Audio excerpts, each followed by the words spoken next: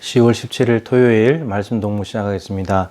데살로니가전서 2장 13절부터 마지막 20절까지 말씀을 가지고 본받고 본이 되는 교회라는 제목입니다.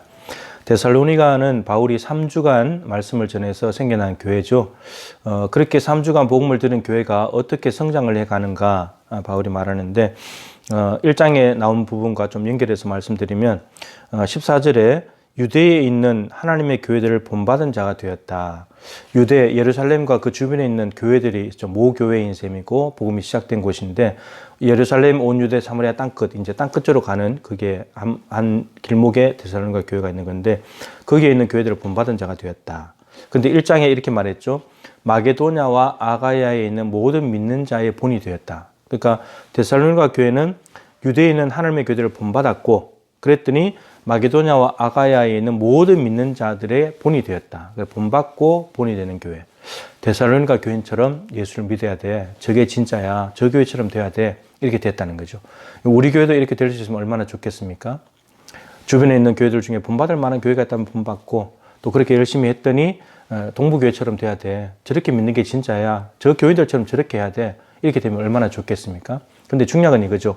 어떻게 해서 데살로니가 교회가 이런 교회가 되었는가? 단 3주 말씀을 들었는데 자 13절 말씀에 비결이 있습니다. 이러므로 우리가 하나님께 끊임없이 감사함은 너희가 우리에게 들은 바 하나님의 말씀을 받을 때에 사람의 말로 받지 아니하고 하나님의 말씀으로 받음이니.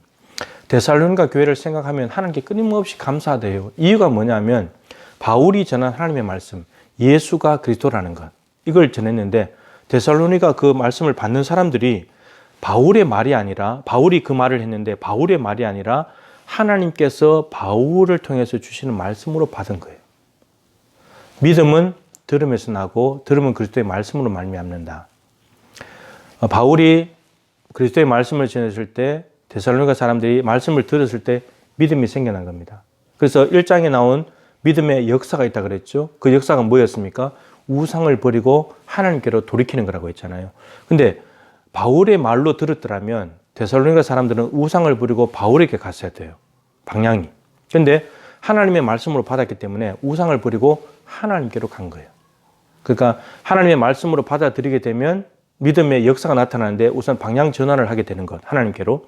오늘 두 번째 하나님을 믿는, 말씀을 믿는 믿음의 역사가 또 한 가지 나타납니다. 이렇게 말하죠.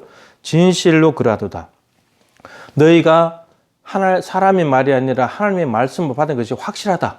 진실로 맞다, 그게. 근데 증거가 있습니다. 그게 뭐냐면 이 말씀이 또한 너희 믿는 자 가운데서 역사하느니라. 말씀을 받았는데 그 말씀이 역사를 일으키더라는 겁니다. 능력을 나타내더라는 겁니다.